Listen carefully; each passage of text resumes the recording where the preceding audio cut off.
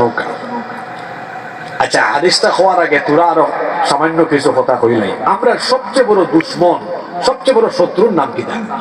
শয়তান। জোরে হোক, নাম কিতা? এই ইবলিস তো জান্নাতও আছে, তারে জান্নাত থেকে বার করিয়া দেওয়া হয়েছে কিতা না দেওয়ার কারণে। জোরে হোক, সিজদা কটা দিছে না?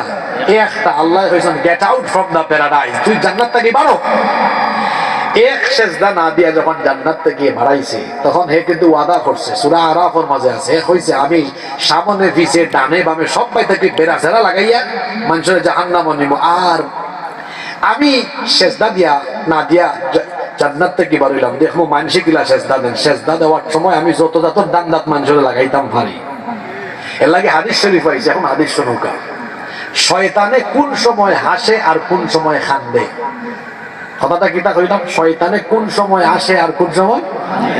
আল্লাহর রাসূল বলেছেন, যখন কোন ব্যক্তি সাজদা দেয়, সাজদার এই দৃশ্য যখন ইবলিস দেখে, ইআতাযালা শাইতানু ফায়াবকি, ইবলিস এই দৃশ্য দেখে মনের বেদনায় তখন ওই ব্যক্তির কাছ থেকে দূরে চলে যায়। ফায়াবকি, অতঃপর সে কান্না করে। ওয়ায়াকুল, এবং বলতে থাকে, উমিরা ইবনু আদম বিসসুজুদ, আদম সন্তানকে সাজদার আদেশ দেওয়া হয়েছে। ফাসাজাদা ফালাহুল জান্নাহ, অতঃপর সে সাজদা দিয়ে আল্লাহর জান্নাত হাসিল করে ফেলেছে। ওয়া উমিরতু বিসসুজুদ, আমাকেও তো সাজদার আদেশ দেওয়া হয়েছিল। ফাআবাইতু ফালিন্নার, অতঃপর সে আদেশ অমান্য করে আমি জাহান্নামের আগুনের অধিবাসী হয়ে গেলাম। এই হাদিস আমাকে আপনাকে কি বার্তা দিল? আমরা আল্লাহকে সাজদা দিলে, নামাজে গেলে ইবলিস কাঁদে, আর আমরা নামাজে না গেলে ইবলিস হাসে। এখন সবাই বলেন তো দেখি, আমরা নামাজে গেলে ইবলিস হাসে না কাঁদে?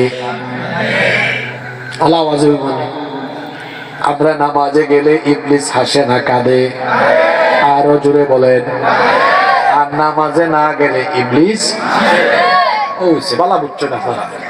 এখন একবার ইমানদার বালা করে বুঝা হোকা, নমাজও গেলে যদি ইবলিসে কান্দে আর না গেলে হে আসে, আপনারা 5 ওয়াক্ত নমাজের টাইমে তারে আশাইতা না কান্দাইতা? অঙ্কু যারা জবাব দিচ্ছেন না, আপনারা কিতা ইবলিসের কাছ থেকে খেলাফত দিয়েছেন কিতা?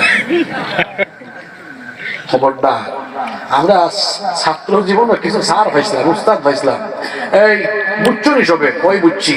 কিছু স্যার এখন আছেন, আচ্ছা ঠিক আছে আজকের ক্লাস শেষ, আর কিছু স্যার আসলা কিতাব উচ্চ হোক আছে না?